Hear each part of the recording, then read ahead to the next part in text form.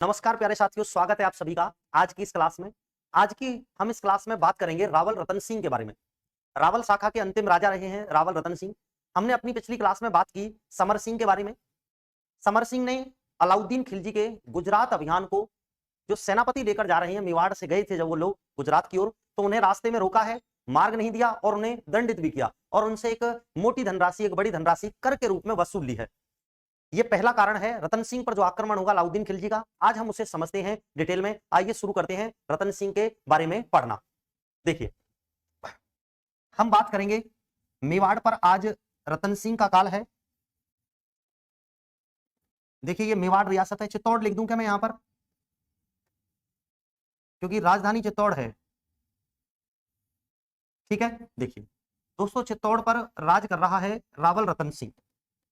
चित्तौड़ पर कौन राज कर रहा है? रावल रतन सिंह का राज चल रहा है चित्तौड़ पर।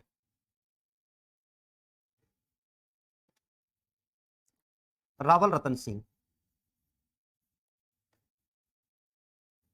रतन सिंह का जो कार्यकाल है वो क्या है? 1302 से लेकर और केवल 1303 तक, है ना। देखिए कितना लंबा चौड़ा शासनकाल है। 1302 से और कहां तक? 1303 तक है इसका कार्यकाल।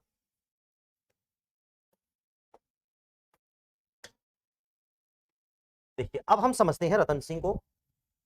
साथियों, रावल रतन सिंह जो है, रावल रतन सिंह की रानी का नाम पूछा जाएगा हमें। रानी बड़ी प्रसिद्ध है इतिहास में और रानी का नाम है पद्मनी। क्या नाम है? दो तरह से लिखते हैं हम रानी का नाम, या तो पद्मनी या पद्मिनी। पद्मावती नहीं है। मेरे साथ बोलोगे आप, रानी का नाम क्या नहीं है? पद्मावती नहीं है रानी का नाम। ठीक है, अब देखिएगा, जब रतन सिंह चित्तौड़ पर या मेवाड़ पर राज कर रहा था तो उस समय दिल्ली में क्या हो रहा है? उस समय दिल्ली की गद्दी पर बैठा है कौन? अलाउद्दीन खिलजी। कौन बैठा है दिल्ली की गद्दी पर? अलाउद्दीन खिलजी, मतलब एके। ठीक है, एके क्या करेगा साथियों? आक्रमण करेगा। कहां पर? चित्तौड़ पर इसने आक्रमण किया और आक्रमण होगा कब? 1303 में। ठीक है, आक्रमण करके इसने अधिकार और कर लिया किस पर? चित्तौड़ पर।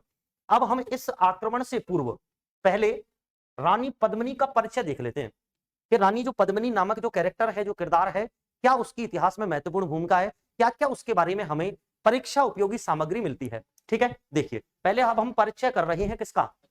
रानी पद्मिनी का। ठीक है, देखिएगा दोस्तों, एक राइटर है मलिक मोहम्मद जायसी। राइटर का नाम क्या है? मलिक मोहम्मद जायसी। मलिक मोहम्मद जायसी ने एक पुस्तक लिखी है पद्मावत। कौन सी पुस्तक लिखी है इसने? पद्मावत नामक पुस्तक लिखी है। सुनते चले जाना ध्यान से। कौन सी पुस्तक लिखी? पद्मावत पुस्तक लिख दी है। अब इस पुस्तक का नाम लेके हमें दो तीन पॉइंट अलग अलग से पूछेगा प्रश्न। देखो क्या क्या पूछने वाला है। वो ये पूछेगा कि भाई इसकी रचना कब हुई है, किसके शासनकाल में हुई है। साथियों, अगला पूछेगा इसकी भाषा क्या है। आगे हमसे ये पूछेगा कि भाई इसकी शैली क्या है। शैली मतलब लिखने का पैटर्न, तरीका। ठीक है, हाँ। और उसके बाद ये पूछेगा इसके भाग या खंड कितने हैं, कितने पार्ट हैं इसके। देखिए, इसकी रचना हुई है 1540 में। कब हुई है? समकालीन शासक कौन है? शेर शाह के काल में। शेर शाह सूर के काल में। किसके काल में रचना हो रही है इसकी? शेर शाह के काल में। अगर हमसे भाषा पूछ ली जाए तो इसमें अवधी भाषा का प्रयोग किया गया है। क्यों किया गया है? क्योंकि ये व्यक्ति रहने वाला है दोस्तों जौनपुर का, और जौनपुर पड़ता है यूपी में। जैसे उदाहरण से समझेंगे हम जोधपुर। जोधपुर के जो आसपास का इलाका है ये, इसको हम कहते हैं मारवाड़। क्लियर? जैसे हम उदाहरण से समझेंगे आमेर। आमेर के आसपास के इलाके में ढूंढ नदी बहती थी, इस कारण इस क्षेत्र को कहते हैं ढूंढान। आगे के बात समझ में आया ना? तो ये जो इलाके हैं, यहां पर भाषा बोली जाती है ढूंढानी, ढूंढान में, क्योंकि ढूंढान वाला एरिया है। यहां मारवाड़ वाला इलाका है तो भाषा कौन सी है? मारवाड़ी। जैसे ये स्थान है जौनपुर, ये जो क्षेत्र पड़ता है ना, क्षेत्र वो अवध का इलाका है। यहाँ जैसे जोधपुर शहर है, जोधपुर के आसपास का इलाका मारवाड़। ऐसे ही जौनपुर के आसपास का जो एरिया है, जो क्षेत्र है, वो है अवध का। और अवध में भाषा बोली जाती है अवधी, क्योंकि ढूंढान में ढूंढानी, मारवाड़ में, शेखावाटी में, मेवात में, गुजरात में, तो फिर जौनपुर जो एरिया है अवध वाला, उसमें भाषा बोली जाती है अवधी। कौन सी भाषा बोली जाती है? उर्दू नहीं है, अवधी। कौन सी भाषा? अवधी। शैली अगर आपसे इसकी पूछ ली जाए, लिखने का तरीका मसनवी शैली है। कौन सी शैली है दोस्तों? मसनवी शैली है। कुल भाग पूछ ले जाए खंड तो 57। ठीक है भाई, सुनिएगा। अच्छा, ये जो पुस्तक है पद्मावत, इसको मलिक मोहम्मद जायसी ने लिखा है। जायसी रहने वाला था कहां का? जौनपुर यूपी का। और वो इसमें बात करता है कि भाई ये 1540 में लिखी गई, शेरशाह के काल में, अवधी भाषा में। और शैली कौन सी है इसमें? मसनवी शैली है इसमें। और खंड कितने हैं? 57 है। क्लियर? अब मैं जो कुछ भी बातें करूंगा, जो कुछ भी बोलूंगा, वो पद्मावत पुस्तक के अकॉर्डिंग बातें कर रहे हैं हम। ठीक है? थोड़ा उस आक्रमण को वहीं पर पोज करना। अभी सेना चली नहीं है आक्रमण करने के लिए, वहीं रुक रही है वो। अपन ने उस कहानी को वहीं रोक दिया है। अब हम केवल परिचय कर रहे हैं किसका? पद्मिनी का। हमें क्या क्या मिलता है पद्मिनी के बारे में। ठीक है, सुनिएगा। अब ये व्यक्ति सीधे ही बात करता है इस पुस्तक में श्रीलंका की। कहां की बात करता है? श्रीलंका की। श्रीलंका का पुराना नाम है सिंहल द्वीप।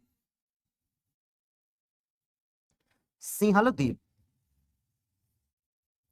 सिंगल नहीं बोला है मैंने, सिंगल तो डबल हो जाता है ना। मैंने बोला है सिंहल द्वीप। अच्छा, सिंहल द्वीप ही क्यों कहते हैं इसको? क्योंकि यहाँ प्राचीन समय में एक सिंहली नामक जनजाति निवास करती थी, इस कारण उनका द्वीप, तो इसलिए इसका नाम हो गया कौन सा द्वीप? सिंहल द्वीप। दोस्तों, ये व्यक्ति इस पुस्तक में कहता है कि बात है श्रीलंका की, और श्रीलंका का कोई राजा है, और राजा का नाम है गंधर्व सेन। गंधर्व सेन। गंधर्व सेन राजा है, और इस गंधर्व सेन की रानी है एक चंपावती। रानी कौन सी वती? चंपावती। देखो, अब राजा को रानी से प्यार नहीं हुआ, यहां पर 2 संतानें प्राप्त होंगी भाई। कितनी संतानें? 2 संतानें। एक पुत्र है और एक पुत्री है। देखिए, पुत्र कौन है? पुत्र बादल है, और पुत्री पद्मिनी, राजकुमारी पद्मिनी। इसका मतलब राजकुमारी पद्मिनी अब कहां की राजकुमारी है? श्रीलंका की। ठीक है, और यहां पर है बादल। बादल, ठीक है दोस्तों। गंधर्व सेन की पुत्री है पद्मिनी और पुत्र है बादल। ये बातें हमें बता रहा है जायसी अपनी किस रचना में? पद्मावत में। और कहता है कि दोनों भाई बहन बाल्यकाल में हैं, बच्चे हैं, छोटे हैं। अब क्या होता है, देखो हमारे घर में भी ऐसा ही होता है कि 2 बराबर के बच्चे होते हैं तो आपस में लड़ते झगड़ते बहुत हैं वो। अब जैसे ही आपस में लड़ते झगड़ते हैं ना, तो पिताजी ने इसको एक तोता ला के दे दिया। किसके पास एक तोता है? पद्मिनी के पास एक तोता है, और तोते का नाम है हीरामन तोता। हीरामन तोता। दोस्तों, इस तोते की जो खासियत है, ये मानव की आवाज में बोलता है।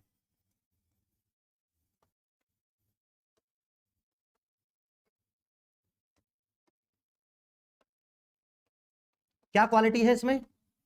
ये मानव की आवाज की कॉपी करता है। आज हम अगर सर्च करें यूट्यूब पर, गूगल पर, तो हमें मिल जाते हैं ऐसे तोते जो 1-2 वर्ड कॉपी करते हैं, है ना। ऐसा आज भी होता है, लेकिन ये कुछ ज्यादा कर रहा है। ऐसा लिख रहा है किस पुस्तक में? कौन बोल रहा है? अब होता क्या है कि पद्मिनी के इर्द गिर्द पूरा साम्राज्य घूम रहा है। पिताजी के मुंह पर केवल एक ही नाम रहता है 24/7 कि मेरी बिटिया पद्मिनी, बिटिया पद्मिनी, बिटिया पद्मिनी। वैसे अमूमन हर घर में यही सिलसिला होता है, पिताजी के मुंह पर बेटी का नाम ज्यादा होता है। पुत्र से भी प्रेम करते हैं पिता, पर लेकिन ऐसा नहीं भाई पुत्री से ज्यादा प्रेम होता है पिता का, है ना। अपन गलत शब्द और यूज कर लेते, पापा की और वो परी, है ना। ऐसा नहीं है, पर लेकिन सुनो, अब पद्मिनी को तोता लाके दे दिया, और पद्मिनी की ज्यादा पूछ है, केयर ज्यादा हो रही है। इस बात से बड़ा परेशान है कौन? बादल। देखिए, मैं इतिहास विषय का स्टूडेंट हूं, तो मेरे पास पद्मिनी की सुंदरता में बोलने के लिए तो कोई शब्द है नहीं। हाँ, मैं बादल को जरूर बता सकता हूँ कि ये कितना सुंदर था, इसके बारे में शब्द है मेरे पास। देखो, पद्मिनी तो बहुत ज्यादा गोरी है, और बादल उतना ही ज्यादा काला है, क्योंकि ऊपर ऑस्ट्रेलिया नहीं लिखा है हमने, क्या लिखा है? श्रीलंका। अब इसको कोई पूछता नहीं है कहां पड़ा है, कि कालिया ने खाना भी खाया, कोई नहीं पूछता इसको। बस हमेशा दरबार में सभी मंत्रियों के मुंह पर, सभी दासियों के मुंह पर, पिताजी के मुंह पर, माताजी के मुंह पर एक ही नाम रहता है, मेरी बिटिया पद्मिनी, पद्मिनी, पद्मिनी। इस बात से ये जब दिल करता ना, तभी लड़ लेता किससे, और ढिसुम ढिसुम कर देता उसको। है ना, ये भी कूटती इसको, ऐसा थोड़ी ये नहीं मारेगी, पर लेकिन ये ढंग से जमा जमा के घूसे देता है ऐसे, समझ गए ना बात को। हाँ, अब क्या होता है दोस्तों, ये व्यक्ति सोच रहा है कि यार जब तक ये तोता रहेगा ना इस लड़की के पास, तब तक ये लड़की अपनी कोई वैल्यू करेगी नहीं। क्यों? इसको जो हाय हेलो करनी है वो किससे कर लेती है? तोते से। और देख देख के कलेजा जलता है किसका?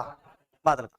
एक दिन पद्मनी गुड नाइट करके सोई कि हीरामन गुड नाइट, तो हीरामन भी सो गया और पत्नी भी सो गई, लेकिन कालिया जग रहा है। अब काला आदमी देखो, लाइट में जब रोशनी बंद हो जाए, लाइट चली जाए, अंधेरा है, तो कितना प्लस पॉइंट में रहता है काला आदमी। अब उसको तो दिख ही नहीं रहा, जब तक वो स्माइल नहीं देगा तब तक दिखेगा नहीं। अब वो हंसेगा क्यों? कुछ देर वहीं बत्ती बंद हो गई, चुपचाप खड़ा रहा, और अब सोचा बादल ने इस तोते का ही गेम बजाना पड़ेगा। तोते के पिंजरे को ले गया छत पे और पिंजरा खोल के और तोता उड़ गया, भगा दिया, और आके अपने बिस्तर में आके चुपचाप गहरी नींद सो गया कि ठीक है, जो कांटा था उसको निकाल दिया। सुबह पद्मनी जगी, पद्मनी ने पूरे घर को, पूरे महल को सर पे उठा दिया, पिताजी मेरा तोता, माताजी मेरा तोता, हाय रे मेरा तोता, हाय रे मेरा तोता। कम्बल से ऐसे देख रहा है उठा के, बोल गया तोता। पद्मनी आई, बादल बादल तूने मेरा तोता देखा है? अरे बोल मुझे क्या पता तेरा तोता, सो तो जाने दो डांकियो, कम से कम सोने में नहीं देते हो, चैन से जीने दोगे, मरने दोगे, क्या करोगे? तो पद्मनी चली गई। जायसी कह रहा है ये तोता उड़कर पहुंचा चित्तौड़। कहां पहुंच गया तोता?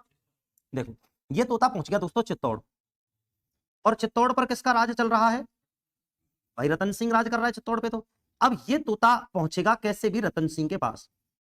कहानी तो और थोड़ा मुड़ती है, ये कहते हैं कि भाई कोई ब्यूटी पार्लर था, श्रृंगार कक्ष रानियों का, तो वहां पर इसकी एक रानी है, पहली रानी नागमती, ये रतन सिंह की रानी थी अन्य नागमती।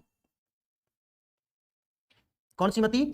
नागमती। नागमती को क्या है, 10-20 दासियां तैयार कर रही हैं, उसका श्रृंगार कर रही हैं, वो पेंट वेंट ब्रश ब्रश लेके और पूरा लगी हुई है, बढ़िया फेयर एंड लवली लगा रही है उसको।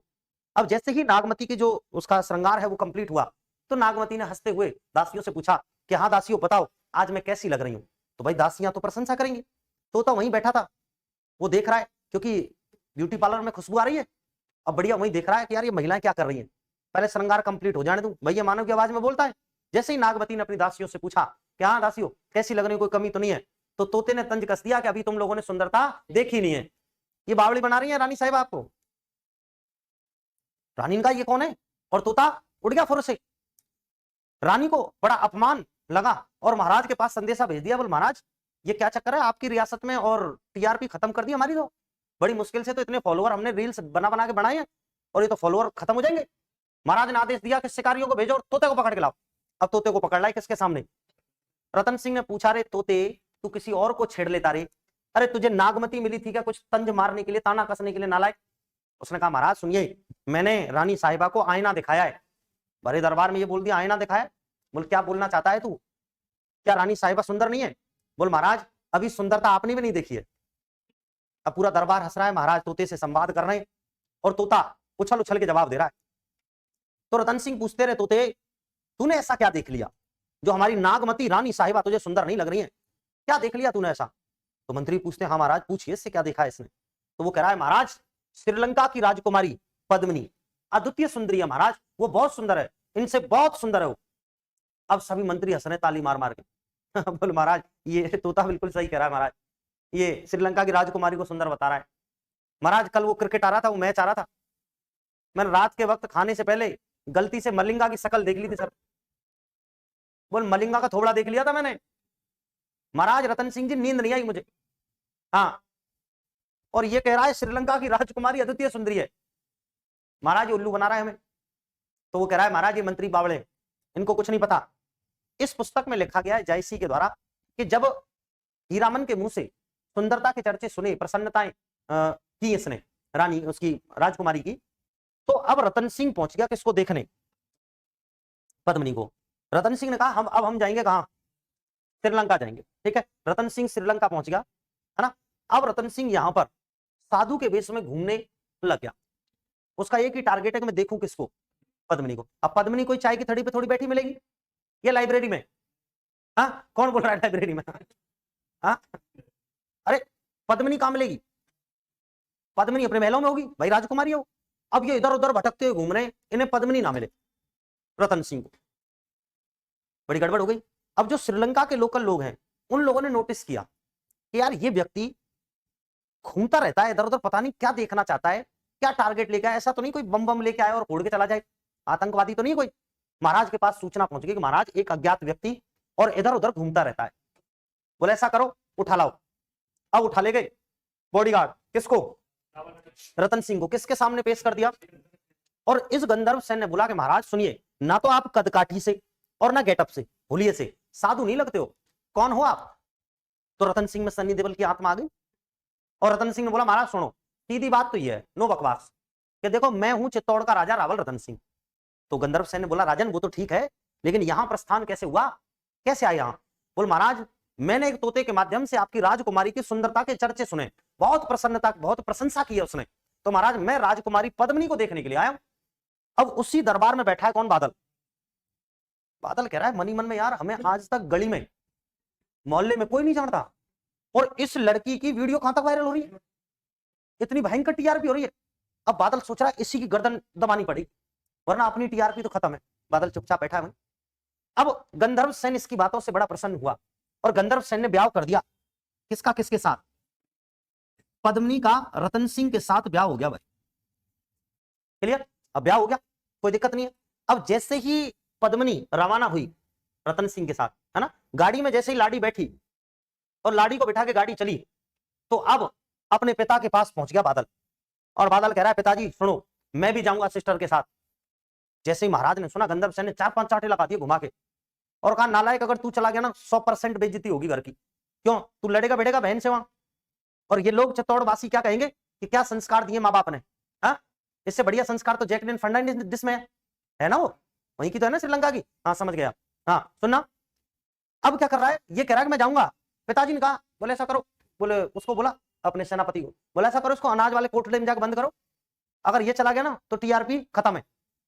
अब जैसे ही उसको बंद कर दिया, लेकिन ये भी बड़ा शैतान है, जाके पीछे वाले दरवाजे से तोड़ ताड़ कर पहुंच गया। जैसे ही रवाना हुआ रतन सिंह आके गाड़ी के सामने खड़ा हो गया बादल, और कह रहा है, जब वो ड्राइवर हटा रहा है, भाई साइड में हट जा, मरना चाहता है कि दिल जले, हट ही नहीं रहा, हॉर्न बजा रहा हूं। तो रतन सिंह ने बोला रुक मैं बात करता हूं एक बार। रतन सिंह कह रहा है भाई मार्ग दे दे, बहुत लंबी दूरी तय करनी है हमें। तो कह रहा है महाराज वो सिस्टर सिस्टर। तो मंत्री बोला साइड में खड़ा है, महाराज भाई भाई है, तेरा भाई है क्या? अरे महाराज मेरा नहीं, रानी साहिबा का, रानी साहिबा का भाई हमारा, साला घरवाली ज्यादा प्यारा होता है। हाँ ठीक ठीक ठीक, हाँ बताइए महाराज क्या नाम है आपका? बोल महाराज मेरा नाम बादल। अरे बोल वो तो शकल से दिख रहा है, हमसे क्या चाहता है? बोल महाराज मैं आपके साथ चलना चाहता हूँ। तो रतन सिंह ने बोला यार बहुत बड़ा है चित्तौड़, ऐसा करो इसको गाड़ी की डिग्गी में डाल दो, बिठाओ इसको, साथ में चल दिया। ये सूचना किसी सैनिक ने पहुंचा दी किसके पास, और गंधर्व सेन से कहा महाराज जो काम बनाया था वो बिगड़ गया। बोल क्या हो गया? अरे बोल महाराज वो बादल बैठा है, वो पद्मिनी के साथ जो वाहन है उसमें, और उनके साथ जा रहा है। गंधर्व सेन ने कहा यार इसको तो बंद करवाया था ना। और बोल महाराज वो भाग गया। इस गंधर्व सेन ने अपने भाई को बुलाया, अपने भाई को बुलाया, और भाई का नाम है गोरा। भाई का क्या नाम है? गोरा है भाई का नाम। इस गोरा से कहा कि भैया गोरा तू जा, किसके साथ? पद्मिनी के साथ तू जा चित्तौड़। बोल भैया मैं क्या करूंगा? बोल देख बेटा वो शरारत है, शरारत करता है, तो कम से कम तू समझा लेना, तो अपनी इज्जत छुपी रहेगी, बची रहेगी, तू जा। अब जैसे ही थोड़ी दूर रवाना हुई गाड़ी, तो आके खड़ा हो गया आप कौन? गोरा। रतन सिंह का जो ड्राइवर है वो हॉर्न दे रहा है, वो तो भाई साइड में हट जा। रतन सिंह कह रहा है यार फिर आ गया कोई दिल जला। बोल गया उसके पास, बोल महाराज साइड दे दे भाई, बहुत दूर जाना है हमें। बोल कौन है तू? बोल महाराज वो बिटिया बिटिया। तो मंत्री बोला महाराज चाचा है, चाचा चाचा जी है। बोल हाँ हाँ महाराज बताइए बताइए क्या नाम है आपका? बोल मेरा नाम गोरा। बोल वो तो लग रहा है शकल से गोरे हो, क्या चाहते हो हमसे? बोल मैं भी चलूंगा आपके साथ चित्तौड़।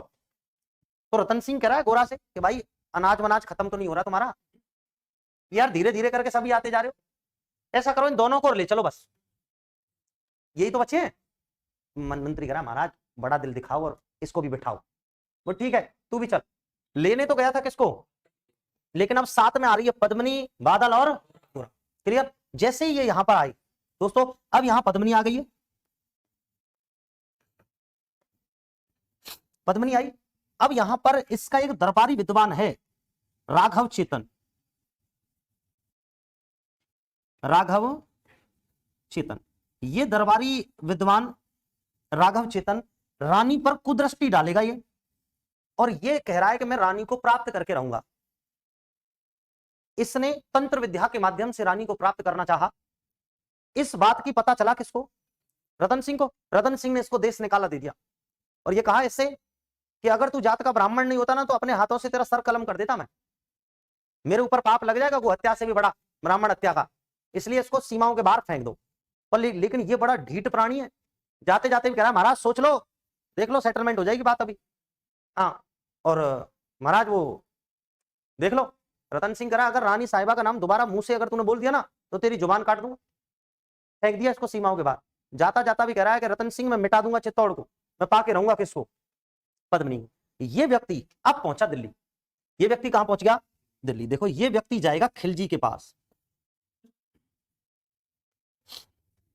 भाई ये व्यक्ति किसके पास चला गया? एके मतलब अरविंद केजरीवाल मत समझना भाई, क्योंकि केजरीवाल जी के पास क्यों जाएगा? केजरीवाल तो किसी पर आक्रमण ही नहीं कर सकते ना। हाँ, ये थोड़ा टक्कर सिंह के पास जाएगा, टक्कर आदमी पे। तो अब ये गया, इसने पद्मिनी की सुंदरता बताई। किसको?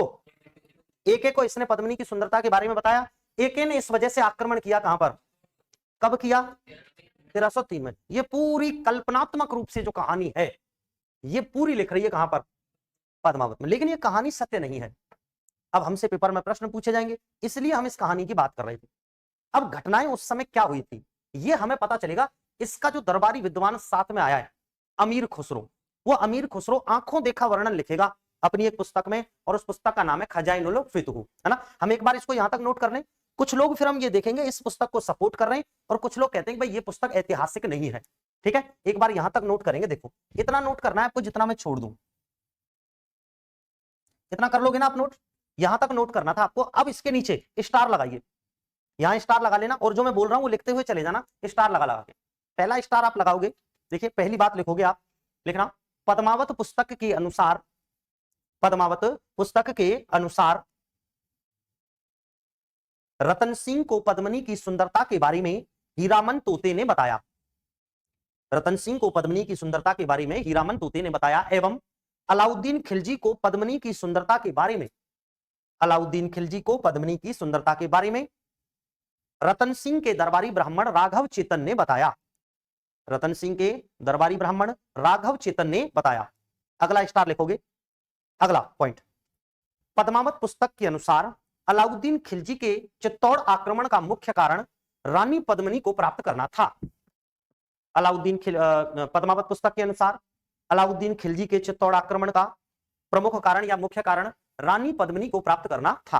ठीक है, देखो उसके बाद देखना, उसके बाद क्या होता है। देखो ये पुस्तक की बात कर रहे थे हम, पद्मावत पुस्तक की।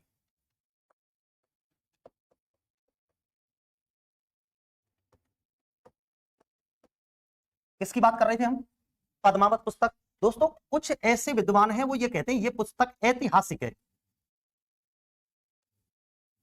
एक तो इसका ऐतिहासिकता का करते हैं समर्थन,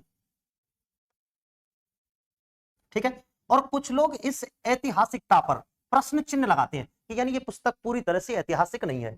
देखो समर्थन करने वालों की लंबी लिस्ट है भाई, 3-4 नाम लिख लेंगे हम, वैसे और भी हैं, जैसे colonel Tod, colonel James Tod, जैसे मुहणौत नैन्सी, और देखो कौन है, गोपीनाथ शर्मा,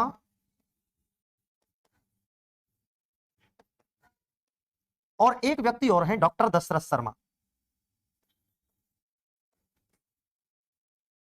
ये सभी राइटर ये कह रहे हैं कि ये पद्मावत पुस्तक, ऐतिहासिकता का मतलब ये है कि जो इस पुस्तक में लिख रहा है वो सही है ना। और डॉक्टर ओझा जी, डॉक्टर ओझा कहते हैं कि भाई ये पुस्तक प्रमाणिक नहीं है, ये पुस्तक ऐतिहासिक नहीं है। इस पुस्तक में केवल जो पात्र हैं वही केवल सही है, पात्रों के नाम, और जो घटनाएं हैं ना वो काल्पनिक हैं। वो किसके दिमाग की उपज है? मलिक मोहम्मद जायसी। और ओझा जी ये कहते हैं कि मलिक मोहम्मद जायसी ने इस पुस्तक की जो रचना की है ना, सॉरी जायसी ने इस पुस्तक की जो रचना की है वो 40 में की है, 1540 में। और इस पुस्तक में जो वर्णन है वो कब का है? 1303 का। लगभग 250 वर्ष के बाद रचना हो रही है इसकी, लगभग। तो इसका मतलब जायसी ने आंखों देखा हाल नहीं देखा है, उसने तो किंवदंतियां लिखी है, कही सुनी बातें। ठीक है, इसलिए इस पुस्तक को ऐतिहासिक नहीं माना है किसने? डॉक्टर ओझा ने, है ना। और वैसे भी ओझा जी ये कह रहे हैं कि कोई भी राजा अपनी रियासत को एक तोते के कहने पर छोड़कर श्रीलंका नहीं जा सकता, और वो भी किसको देखने के लिए, एक राजकुमारी को देखने के लिए बिल्कुल नहीं जा सकता, है ना। कोई नजदीक की बात हो, 2-5 दिन आना जाना हो, है ना, 2-5 किलोमीटर का हो, तो राजा चला भी जाए, रिस्क भी ले। और इतनी गंभीर स्थिति में है चित्तौड़ तो, क्योंकि ये दिल्ली से गुजरात जाने वाले मार्ग पर बीच में पड़ रहा है मेवाड़ रियासत, तो यहाँ आक्रमण की संभावना ज्यादा है, तो इसलिए राजा तो जा ही नहीं सकता। लेकिन फिर भी डॉक्टर ओझा जी अड़ गए, ये डॉक्टर दशरथ शर्मा जी अड़ गए। और होता क्या है, देखो एक स्टार लगा के लिखोगे यहाँ दोस्तों, 1969 में उदयपुर में राजस्थान इतिहास के साक्ष्य जुटाने के लिए एक कॉन्फ्रेंस चल रही है। कब? 1969 में। वहां पर अपने भाषण के माध्यम से, भाषण दे रहे हैं वहां पर डॉक्टर दशरथ शर्मा जी, और अपने भाषण के माध्यम से प्रयास कर रहे हैं कि मैं कैसे भी ऐतिहासिक सिद्ध करूं किसको, पद्मावत पुस्तक को। लेकिन ये केवल प्रयास ही रह गया, है ना। हम यहाँ स्टार लगा के, आप सेम इसको नोट करोगे और फिर स्टार लगा के लिखोगे कि 1969 में उदयपुर में आयोजित राजस्थान इतिहास कॉन्फ्रेंस में अपने भाषण के माध्यम से डॉक्टर दशरथ शर्मा ने पद्मावत पुस्तक को ऐतिहासिक सिद्ध करने का प्रयास किया। ठीक है, ये लिख लोगे। अब यहां तक की बातें केवल हम पढ़ रहे थे किस पुस्तक के अकॉर्डिंग, पद्मावत। अब सुनना कि उस समय सिचुएशन क्या हुई थी, क्या कंडीशन थी। अब हम उसकी बात करते हैं, जो वास्तविक इतिहास हमें प्रमाणिक मिला है उसकी बात करेंगे। देखो हम यही बात कर रहे थे कि भाई कोई चित्तौड़ था, ठीक है, चित्तौड़, और चित्तौड़ का जो राजा है, राजा कौन है? रावल रतन सिंह है।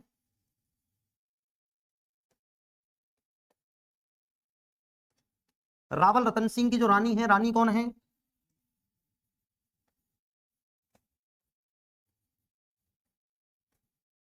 रानी पद्मिनी है। क्लियर? देखो रतन सिंह की रानी कौन? पद्मिनी। अब रतन सिंह के समय दिल्ली की ओर से, देखो यही तो बनाया था अपन ने, रतन सिंह के समय दिल्ली की ओर से आक्रमणकारी आएगा कौन? अलाउद्दीन खिलजी। और ये अलाउद्दीन खिलजी कहां पर अटैक करेगा? चित्तौड़ पर। इसने अटैक किया कब? 1303 में।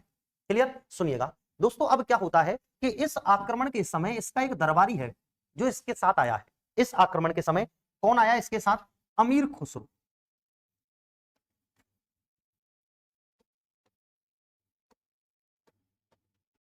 कौन आया भाई इसके साथ? अमीर खुसरो आया है। अमीर खुसरो ने आंखों देखा वर्णन लिखा है, अपनी एक पुस्तक लिखी है इसने, अमीर खुसरो ने, खजाइन उल फितुह, खजाइन उल फुतुह। क्या नाम है? अरे खाज खुजली नहीं है, खजाइन उल फितुह। दूसरा नाम हमें मिलता है इसका तारीख अलाही। इस पुस्तक में यह व्यक्ति ये कह रहा है कि अलाउद्दीन खिलजी को चित्तौड़ को जीतने में लगभग 5 से 6 महीने का समय लगा। लगातार संघर्ष होते रहे 5-6 महीने। किसके साथ? रतन सिंह के साथ। लेकिन रतन सिंह बड़ा अड़ियल व्यक्ति है, उसने एक बार सोच लिया कि मुझे समझौता नहीं करना तो नहीं करना। ये कह रहा है खुद अमीर खुसरो कि 8:30 के बाद रतन सिंह आता गढ़ की दीवार पे और खिलजी की तरफ ऐसे इशारा करता, खिलजी। खिलजी बौखला जाता है इस बात पे, क्योंकि वो बार बार सिंबल दे रहा है कि अपन झुकेगा नहीं, है ना। वास्तविकता में पुष्पा जो कैरेक्टर है वो तो एक काल्पनिक सा है, यहां कुछ काल्पनिक नहीं है, यहां सब कुछ प्रमाणिक है। पुष्पा का भी फूफा था कौन? रतन सिंह। इतना अड़ियल व्यक्ति था कि जिसने मरना मंजूर किया, पर लेकिन स्वाभिमान के साथ समझौता नहीं कि अपन झुकेंगे नहीं। अब दोस्तों यहां पर ये स्ट्रगल चलती रही, तो अब ये फाइनली युद्ध का रूप लेगा। अब यहां पर लड़ाई लड़ी जाएगी, युद्ध होगा। देखना युद्ध का हम एक ऐसा अच्छा सा डायग्राम बना देते हैं, छोटा सा, ऐसे तो बनाते हैं हम इस प्रकार से। देखो युद्ध कौन सा हो रहा है? एक लड़ रहा है भाई, एक का चित्तौड़ आक्रमण लिख सकते हैं अपन इसको, एक का चित्तौड़ आक्रमण।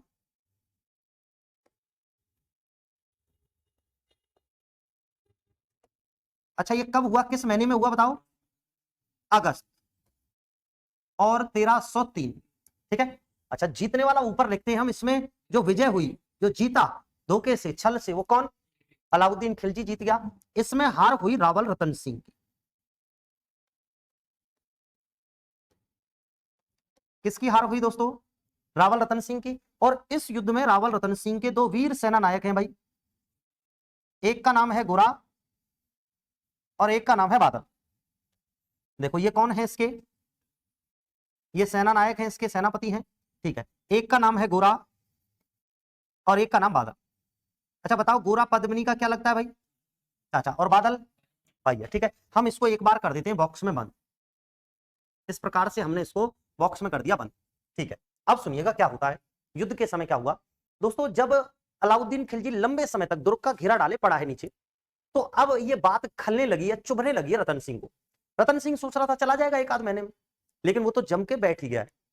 ऐसा वास्तविकता में इतना लंबा समय लग जाएगा ऐसा मन में नहीं सोचा था किसने, खिलजी ने। क्योंकि खिलजी तो सोच रहा था अपने 10-15 दिन में तोड़ देंगे। 15 दिन निकले तो उसने सोचा यार अगले 15 में तोड़ देंगे। जब एक महीना निकला तो उसने सोचा अगले महीने में तो तोड़ ही लेंगे। अब 2 महीने निकल गए, तो अब बड़ी चीजें विपरीत और विकराल बनने लगी। यार ये गढ़ तो टूट ही नहीं रहा है। 2 से जब 3 महीने निकले तो अब बांध टूटने वाला है खिलजी के सब्र का। और खिलजी अब कैसे भी पैंतरे लगा रहा है कि मैं कैसे भी जीत लूं इस गढ़ को। उस दौरान इसका भी सब्र का बांध टूट रहा है कि यार आज चला जाएगा, कल चला जाएगा। अब इसने, रतन सिंह ने फाइनली फैसला किया कि अपन क्या करते हैं, सुबह दुर्ग के दरवाजे बंद कर देंगे, खोल देंगे और इसको खदेड़ देंगे। अपने जो घर पे बैठा है इसको बहुत दूर तक, चित्तौड़ की जो मेवाड़ की जो सीमा है उनसे बाहर खदेड़ के इसको आऊंगा मैं। ऐसा इसने फैसला कर दिया। रतन सिंह सेना लेकर गढ़ के नीचे आया, लड़ना शुरू हुआ युद्ध में। लेकिन दोस्तों क्या किया खिलजी ने, धोखा यह कर दिया कि रतन सिंह की जो बाकी की सेना है ना, उसको सेना से अलग कर दिया, ऐसे एक जाल बना दिया और सैनिक बीच में आगे, रतन सिंह आगे और उसके सैनिक पीछे। रतन सिंह के साथ कुछ विशेष सैनिक भी थे, उन सबको मार दिया गया, रतन सिंह को बंदी बना दिया गया। खिलजी के सामने, खिलजी आया सामने और खिलजी कह रहा है रतन सिंह, मैं तब से कहता था कि समझौता कर ले मेरे साथ, समझौता कर ले, पछताएगा और तू बार बार वो झुकेगा नहीं। हा? रतन सिंह बोल रहा है कि खिलजी तूने धोखा किया है मेरे साथ, ये वीरोचित काम नहीं है, ये वीरों को उचित थोड़ी है भाई, तूने मेरे साथ धोखा किया है, छल किया है। रतन सिंह से बोल रहा है खिलजी कि कौन देखेगा कल के अखबार में किसने किसके साथ छल किया है। बस एक चीज देखी जाएगी, विजय श्री, कि विजय का ताज किसके सर पे है, वो खिलजी के सर पे है। बस रतन सिंह को घेर लिया और मार दिया। सब लोगों ने टूट पड़े, सब सैनिक उस पर। रतन सिंह के घिरने की सूचना गढ़ में पहुंच गई, ऊपर किसके पास, गोरा के पास। गोरा अब लेकर चला अपने कुछ विशेष सैनिकों को। जैसे ही मूवमेंट हुआ गढ़ में कि महाराज नीचे दुर्ग में, दुर्ग के नीचे जो तलहटी है उसमें घेर लिए गए हैं शत्रु दल ने, महिलाओं ने जौहर की जो तैयारी है वो शुरू कर दी, अफरा तफरी मचा दी। रानी पद्मिनी आई गोरा के पास और पद्मिनी पूछ रही है कि महाराज कहाँ है, सुरक्षित है या नहीं है। तो ये व्याकुलता देखकर पद्मिनी के चेहरे पर, और पद्मिनी को क्या कर रहा है, दिलासा दे रहा है और ये कह रहा है कि रानी साहिबा आप चिंता मत कीजिए, जब तक मैं जीवित रहूंगा तब तक महाराज को कुछ नहीं हो सकता, महाराज का बाल बांका नहीं हो सकता, मैं जा रहा हूं और बचा के लाऊंगा महाराज को। एक दोहे के माध्यम से ये कह रहा है, ये कहता है कि जब तक गोरा के कंधों पर ये दुर्जन शीश रहेगा, महाकाल से भी राणा का मस्तक नहीं कटेगा और राणा के सकुशल आने तक ये गोरा नहीं मरेगा। ऐसा लिखा है राइटरों ने। तो अब ये आ रहा है, जब रतन सिंह को मारा तो उस दौरान क्या होता है दोस्तों, दुर्ग के दरवाजे बंद थे, युद्ध रुक गया था। अब खिलजी ने अपने सैनिकों को विश्राम मोड में ले आया हो कि कोई दिक्कत नहीं है, आराम से करो। कुछ लोग ऐसे हैं जो फोन वोन ज्यादा यूज करते हैं, उन लोगों ने स्टेटस वगैरह डाल दिए कि फाइनली हमने जीत लिया है किसको, चित्तौड़, सब मस्ती में। लेकिन एकदम से जैसे ही सेना आगे बढ़ी किसकी ओर, चित्तौड़ की ओर, एकदम से दुर्ग का दरवाजा खुला और शत्रु दल को चीरते हुए आधे सेना में पहुंच गया कौन, पूरा। अफरा तफरी मच गई सैनिकों में। सबसे पहले भाग रहा है, नंगे पैर भाग रहा है कौन, खिलजी, क्योंकि चप्पलें वप्पलें टूट गई भागने के चक्कर में। अब चप्पल ढूंढे जान बचाए, बहुत दूर भाग गया खिलजी। खिलजी करा यार ये कौन था, तो सैनिकों ने कहा महाराज ये गोरा है, कोई मुख्य सेनापति है उसका। बोला ऐसा करो इसको घेरो और मारो। दोस्तों इस गोरा को घेर कर सभी सैनिकों ने मार डाला। अब जैसे ही गोरा के मरने की सूचना बादल के पास पहुंची तो बादल भी आएगा, तब तक सब नीचे शत्रु दल विश्राम मोड में आ गया। खिलजी भी कह रहा यार बहुत भयंकर आदमी था यार ये तो, अफरा तफरी मचा दी चारों तरफ। बोले ऐसा करो चलो प्रस्थान करो, पूछ करो कहां की ओर प्रवेश करते हैं अपन, चलो उसमें अंदर। अब जैसे ही उसमें अंदर गया, चलने लगा, तो अभी खुलेगा दरवाजा, एक बार और खुलेगा अभी। जैसे ही सेना नजदीक पहुंची एकदम से दुर्ग का दरवाजा खुला, अब बादल आ गया। ये युद्ध 3 बार रुका है, 3 बार शुरू हुआ है। सेना को तहरी क्षति दी है, सबसे ज्यादा क्षति दी गोरा और बादल ने, भयंकर। सेना वापस लड़ना शुरू कर दिया, बादल भी गया, वहां रानी पद्मिनी ने जौहर कर लिया, अन्य महिलाओं ने जौहर कर लिया, गोरा भी गया, बादल भी गया, रतन सिंह भी गया। अमीर खुसरो कहता है कि सूरज ढलने वाला है और अब खिलजी जा नहीं रहा है गढ़ की तरफ, और ये कह रहा है यार ये बहुत नालायक लोग हैं यार ये चित्तौड़ वाले। तो बोल कैसे, बोले यार किस्तों में युद्ध लड़ रहे हैं एक साथ नहीं आ रहे, पहले रतन सिंह आ गया है, फिर गोरा आया है, फिर बादल आया, ये तो यार छका छका के मार रहे हैं, हमें भगा भगा के मार रहे हैं। खिलजी ने कहा वहीं ऐसा करो दुर्ग को घेर लो, रात के अंधेरे में और छुपे बैठे होंगे, अभी गोरा आया है, बादल आया है, अब और ही कोई आ जाएगा, ऐसा करो सुबह सूर्योदय होगा तब प्रवेश करेंगे किसमें, दुर्ग में। अब दुर्ग के दरवाजे तोड़े गए खिलजी के द्वारा सुबह 26 तारीख को। ये कहता है अपनी पुस्तक में लिखा है इसने कि 26 अगस्त 1303 ईस्वी के दिन पूरी तरह से इस चित्तौड़ पर अधिकार कर लिया किसने, अलाउद्दीन खिलजी ने। किस तारीख को, 26 अगस्त के दिन इसने जीत लिया किसको, चित्तौड़ को। क्लियर। कौन कह रहा है ऐसा, अमीर खुसरो। किस पुस्तक में, खजाइनुल फतूह में। जैसे ही दुर्ग के दरवाजे तोड़े गए और उन दरवाजों को ये व्यक्ति लेकर जाएगा दिल्ली, ये अमीर खुसरो के साथ जो आया खिलजी, खिलजी उनको लेकर जाएगा कहां पर, दिल्ली लेकर जाएगा। दिल्ली से उनको भरतपुर के शासक ले आएंगे, है ना, दिल्ली से उनको भरतपुर के शासक ले आए और कहां पर लगा दिए, वो लोहागढ़ दुर्ग पर लगे हुए हैं आज भी वो दिल्ली की ओर। दुर्ग के दो द्वार हैं, है ना, एक द्वार है दिल्ली की ओर जो रास्ता है, दिशा है, तो दिल्ली की ओर वाले जो दरवाजे हैं वो अष्ट धातु दरवाजे थे, आज भी लगे हुए हैं वो लोहागढ़ दुर्ग पर। ये दरवाजे लेकर गया कौन, अलाउद्दीन खिलजी। सुनिएगा अब क्या है यहां पर दोस्तों, यहां हो जाएगा साका। देखो चित्तौड़ का प्रथम साका कहते हैं इसको, चित्तौड़ का प्रथम साका। अच्छा साके में दोस्तों क्या क्या होता है, देखो पहले होगा केसरिया या जौहर, केसरिया और एक होता है जौहर। जौहर कौन करती है, महिलाएं, रानी लिख दूं मैं, और रानी का नाम आएगा यहां पद्मिनी। रानी लीड कौन सी रानी कर रही है, पद्मिनी, और पद्मिनी के साथ 1600 अन्य महिलाएं हैं,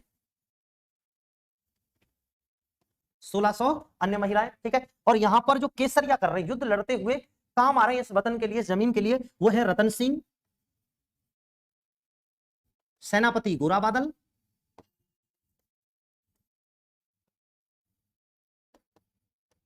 और भी अन्य लोग हैं लेकिन हम कुछ मुख्य कैरेक्टर उनके नाम लिख रहे हैं, है ना, और भी कई लोग काम आए हैं यहाँ, है ना। कुंभलगढ़ शिलालेख के अनुसार, स्टार लगा के लिखना आप इसके नीचे, कुंभलगढ़ शिलालेख के अनुसार इस अभियान के समय रतन सिंह का साथ देने आए हैं सिसोदा के ठिकानेदार लक्ष्मण सिंह। अपने 6-7 पुत्रों को साथ मिलाए थे, लक्ष्मण सिंह भी काम आ गए और कई पुत्र काम आए, काम आने का मतलब मर गए, समझ रहे हो ना। हाँ, यहां पर कुछ पुत्र ऐसे थे लक्ष्मण सिंह के, उनमें से 2 व्यक्ति बताए जाते हैं जो दक्षिण की ओर चले गए थे, उन पुत्रों में से इस खिलजी के आक्रमण के समय। और उसी वंशावली में छत्रपति शिवाजी का जन्म हुआ था। इसी कारण छत्रपति शिवाजी अपना सीधा संबंध जोड़ता है, कहां से, मेवाड़ से जोड़ते हैं सीधा संबंध, क्लियर। और स्वयं को सीधे सीधे जोड़ देते हैं किससे, सिसोदियाओं से, क्लियर, ठीक है। यहां पर ये केसरिया हो गया और जौहर हो गया, ये दोनों मिलकर हो गए साके। इसको कहते हैं चित्तौड़ का प्रथम साका। राजस्थान का सबसे बड़ा साका है। आपसे कोई पूछ ले दूसरा क्या नाम है इसका, राजस्थान का सबसे बड़ा साका। कैसे, क्योंकि यहां केसरिया करने वाले लोगों की संख्या भी बहुत बड़ी थी, तो जौहर करने वाली महिलाओं की संख्या भी बहुत बड़ी थी। राजस्थान का सबसे बड़ा जौहर है ना, ये दोनों बड़े बड़े हैं, इसलिए इसको कहते हैं राजस्थान का सबसे बड़ा साका या चित्तौड़ का पहला साका। और अगर काउंटिंग की जाए कि भाई राजस्थान का कौन सा है, पहला है दूसरा है, दूसरा, पहला हो चुका है इससे पहले रणथंभौर में 1301 में, क्लियर, ठीक है। तो अब आप इसको लिखना शुरू करोगे, कैसे लिखोगे, सबसे पहले हेडिंग लगाओगे, ऐसे नहीं लिखना जैसे ये था, सबसे पहले हेडिंग लगाओगे एक एक का चित्तौड़ आक्रमण बराबर 1303, और उसमें छोटी सी अंडरलाइन करके हेडिंग लगाओगे कारण, क्या कारण रहा उसको। देखो पहला कारण क्या था, खिलजी का साम्राज्यवादी होना, पहला रीजन है चित्तौड़ आक्रमण का, खिलजी का क्या होना, साम्राज्यवादी होना। दूसरा रीजन आप लिखोगे चित्तौड़ दुर्ग का सामरिक और भौगोलिक दृष्टि से महत्व होना। सामरिक मतलब पैसे वाली रियासत थी, और भौगोलिक का मतलब है कि ये जो स्थान है दिल्ली से गुजरात जाने वाले मार्ग पर बीच में पड़ रही है रियासत, कौन सी, मेवाड़। तो चित्तौड़ पे राज कर रहा है राजा, तो उसको छेड़ेगा, क्यों, सेना जाएगी निकल के रियासत से, तो या तो ये इसको रोकेगा या लूटेगा, है ना। दूसरा कारण क्या था, चित्तौड़ का भौगोलिक और सामरिक दृष्टि से क्या होना, महत्व होना, ठीक है। अगला कारण क्या है, अगला कारण है कि रतन सिंह के पिता समर सिंह द्वारा खिलजी के गुजरात अभियान पर जा रही सेना को मेवाड़ से मार्ग ना देना और उन्हें दंडित करना। सेम लिख दोगे, कौन सा कारण, तीसरा। चौथा और अंतिम कारण लिखेंगे, जरूरी नहीं है लेकिन स्टूडेंट इसको सबसे ज्यादा जरूरी मानता है, पद्मावत पुस्तक वाले को। अपने ऊपर नहीं लोगे ये पाप, पहले लिख दोगे हेडिंग में पद्मावत पुस्तक। चौथा कारण क्या है, पद्मावत पुस्तक के अनुसार खिलजी द्वारा रानी पद्मिनी को प्राप्त करना, इसलिए आया था, है ना। ऐसा केवल एक पुस्तक पुख्ता रूप से कह रही है, क्लियर।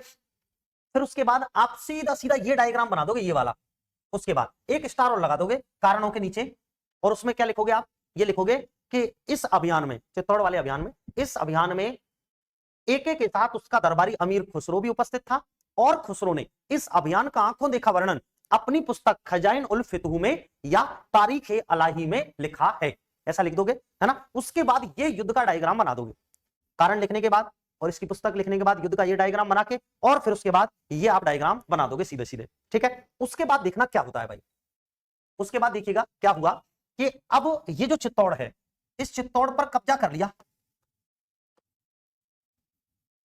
चित्तौड़ पर कब्जा हो चुका है। देखो रावल रतन सिंह अंतिम राजा है, यहां पर रावल शाखा के अंतिम राजा है रावल रतन सिंह, ठीक है। अब रावल रतन सिंह को यहां से समाप्त करके और चित्तौड़ पर कब्जा कर लिया खिलजी ने, और यहां का जो प्रशासन है वो सौंप दिया अपने पुत्र किसको, सॉरी खिज्र खां को। खिजराबाद लिख दिया क्या, किसको सौंपा, खिज्र खां, खान लिख दो या खान लिख दो एक ही बात है ना। ये खिलजी इसको सौंप के चला गया इस स्थान को। देखो और खिलजी ने क्या किया दोस्तों, 30,000 लोगों का यहां कत्लेआम करवा दिया। कितने हजार लोगों को काट डाला गया, 30,000 लोगों का कत्लेआम करवाया, पूरी तरह से इस चित्तौड़ को बर्बाद कर दिया। ये व्यक्ति इसको आबाद करेगा, इस कारण इसका नाम पड़ेगा क्या, खिजराबाद। इसके कारण नाम हुआ क्या, खिजराबाद। आपसे परीक्षा में यह प्रश्न पूछा जाएगा, खिजराबाद नाम होने का लिखित प्रमाण। बहुत अच्छा प्रश्न है। लिखित प्रमाण हमें मिलता है दोस्तों, एक शिलालेख मिला है 1325 ईस्वी का, एक दरगाह बनी हुई है धाईवी पीर की।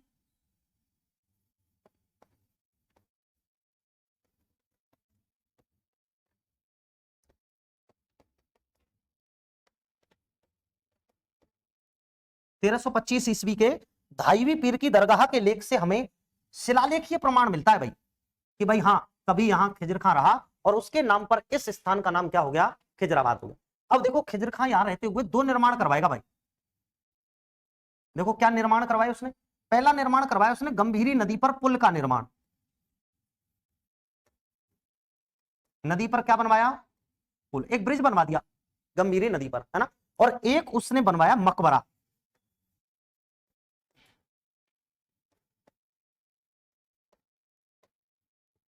किसका निर्माण करवा दिया, मकबरे। इस मकबरे से एक हमें लेख मिला है शिलालेख 1310 ईस्वी का।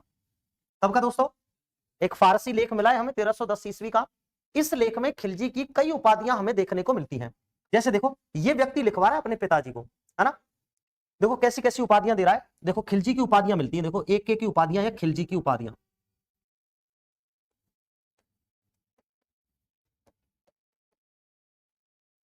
खिलजी की उपाधियों में हमें 2-3 उपाधियां मिलती हैं।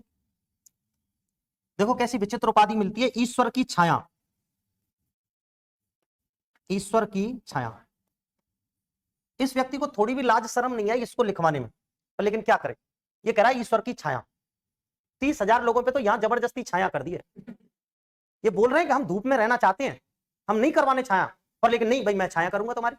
देखो 30,000 की तो यही कर दी है केवल, ईश्वर की छाया। और देखो संसार का रक्षक, संसार का रक्षक, मैं यही का उदाहरण लूं, 30,000 लोगों की यहां जबरदस्ती रक्षा कर दी है।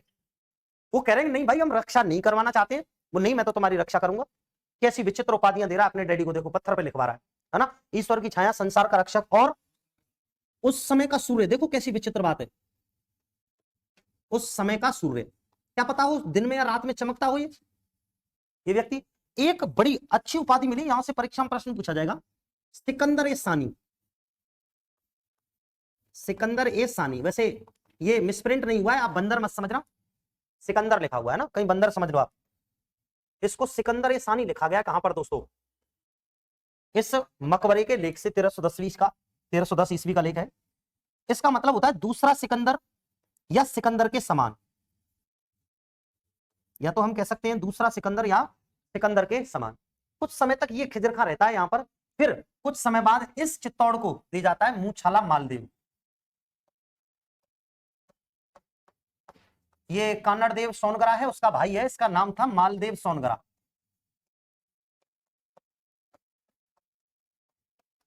क्या नाम था इसका, मालदेव सोनगरा, ये इसका नाम है। तो इसको दे जाता है इस गढ़ को। क्लियर, ये क्या लंबी लंबी मूछें रखता था, इस कारण इसका उपनाम बन गया क्या, मूछाला मालदेव। अब ये संभालेगा किसको, चित्तौड़ को, इसके जाने के बाद। यहां तक नोट कर दिया था क्या आपने ये वाला, ये चलो इसके बाद मैं बोल रहा हूं आप लिखोगे इसको, है ना, स्टार लगा के लिखना। देखो लिखना, अमीर खुसरो के अनुसार अलाउद्दीन खिलजी ने 26 अगस्त 1303 ईस्वी के दिन चित्तौड़ पर पूर्णतः अधिकार कर लिया और 30,000 लोगों का कत्लेआम करवाया, और 30,000 लोगों का क्या करवाया, कत्लेआम करवाया। ठीक है, अगला पॉइंट क्या लिखोगे, लिखो खिलजी ने चित्तौड़ जीतने के बाद चित्तौड़ का प्रशासन अपने पुत्र खिज्र खां को सौंपा और चित्तौड़ का नाम खिजराबाद कर दिया। चित्तौड़ का प्रशासन अपने पुत्र खिज्र खां को सौंपा और चित्तौड़ का नाम क्या कर दिया, खिजराबाद कर दिया। स्टार लगाइएगा। अगला लिखना, चित्तौड़ का नाम खिजराबाद होने का लिखित प्रमाण, चित्तौड़ का नाम खिजराबाद होने का लिखित प्रमाण हमें 1325 ईस्वी के धाईवी पीर की दरगाह के लेख से मिलता है। 1325 ईस्वी के धाईवी पीर की दरगाह के लेख से मिलता है। अब यहां रहेगा कौन, खिज्र खां। क्या करवाएगा, 2 निर्माण करवाएगा। लिखना, अगला स्टार लिखना, खिज्र खां ने चित्तौड़ में रहते हुए गंभीरी नदी पर एक पुल का निर्माण, खिज्र खां ने चित्तौड़ में रहते हुए गंभीरी नदी पर एक पुल का निर्माण और चित्तौड़ की तलहटी, तलहटी मतलब जहां से चढ़ाई शुरू हो रही है गढ़ के लिए, चित्तौड़ की तलहटी में एक मकबरे का निर्माण करवाया। गंभीरी नदी पर एक पुल का निर्माण और चित्तौड़ की तलहटी में एक मकबरे का निर्माण करवाया। इस मकबरे से प्राप्त 1310 ईस्वी के फारसी लेख से, इस मकबरे से प्राप्त 1310 ईस्वी के फारसी लेख से खिलजी की निम्न उपाधियों की जानकारी मिलती है। खिलजी की निम्न उपाधियों की जानकारी मिलती है। 1 2 3 करके लिख दोगे आप इसको, 1 2 3 4। खिलजी की निम्न उपाधियों की जानकारी मिलती है, पॉइंट डाल के लिख दो, नंबर 1 2 3 और 4। ठीक है, चलिए उसके बाद स्टार लगाना। लिखो, खिज्र खां ने कुछ समय बाद का अगर बात पूछ ले, जैसे एक आइडिया समय दे दे आपको, तो आप कहोगे लगभग 1312-13 में। क्यों, क्योंकि खिलजी ने कान्हड़देव सोनगरा को जो पराजित किया वो 11 में पराजित किया है और लगभग इसको 12 में दे दिया इन लोगों ने, क्या, चित्तौड़, है ना। लिखो, खिज्र खां ने कुछ समय बाद चित्तौड़ का प्रशासन मालदेव सोनगरा ऑब्लिक मूछाला मालदेव को सौंपा। किसको सौंप दिया, मालदेव सोनगरा ऑब्लिक मूछाला मालदेव को सौंपा। अब सुनिएगा, देखो क्या होता है। अब चित्तौड़ पे एक तरह से दिल्ली ने नियुक्त कर दिया है, किसको, मूछाला मालदेव को।